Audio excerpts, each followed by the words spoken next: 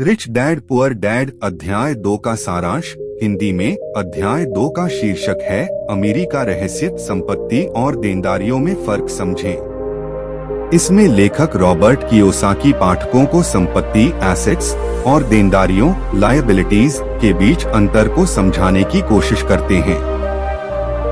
यह अध्याय वित्तीय समझ का आधार बताता है, जिससे लोग समझ सकते हैं कि कैसे सही निवेश से आर्थिक सुरक्षा हासिल की जा सकती है। मुख्य विचार, संपत्ति और देनदारी का अंतर। रॉबर्ट बताते हैं कि अमीर लोग संपत्तियां, ऐसी चीजें जो उन्हें पैसे देती हैं, खरीदते हैं, जबकि गरीब और मध्यम वर्ग के लोग देनदारियां, ऐसी चीजें जो पैसे लेती हैं, खरीदते हैं, जिन्हें वे संपत्ति मानते हैं।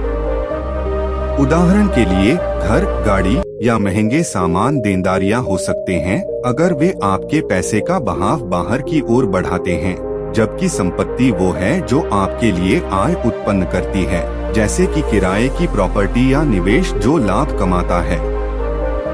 कैश फ्लो का महत्व। अमीर लोग संपत्ति में निवेश करते हैं जो उनके पास धन वापस लाती है, जबकि गरीब लोग अक्सर ऐसी चीजों में निवेश करते हैं जो उन्हें वित्तीय रूप से बांधकर रखती हैं। रॉबर्ट इस बात पर जोर देते हैं कि पैसे की समझ में माहिर होना, संपत्ति और देनदारियों का सही आकलन करना है। आर्थिक निर्णय और मानसिकता।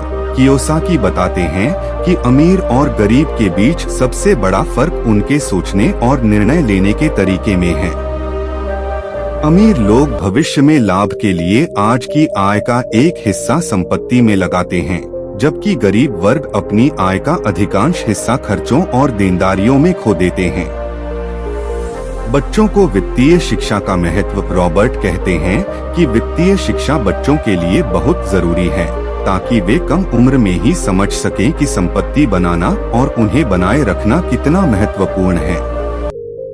निष्कर्ष। अध्याय 2 का सारांश यह है कि अमीर बनने के लिए संपत्ति और देनदारियों में स्पष्ट फर्क समझना आवश्यक है।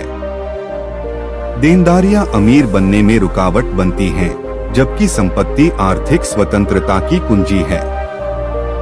रॉबर्ट कियोसाकी का यह अध्याय पाठकों को सिखाता है कि हमें अपनी सोच और अपने वित्तीय लक्ष्यों को लेकर सावधान रहना चाहिए।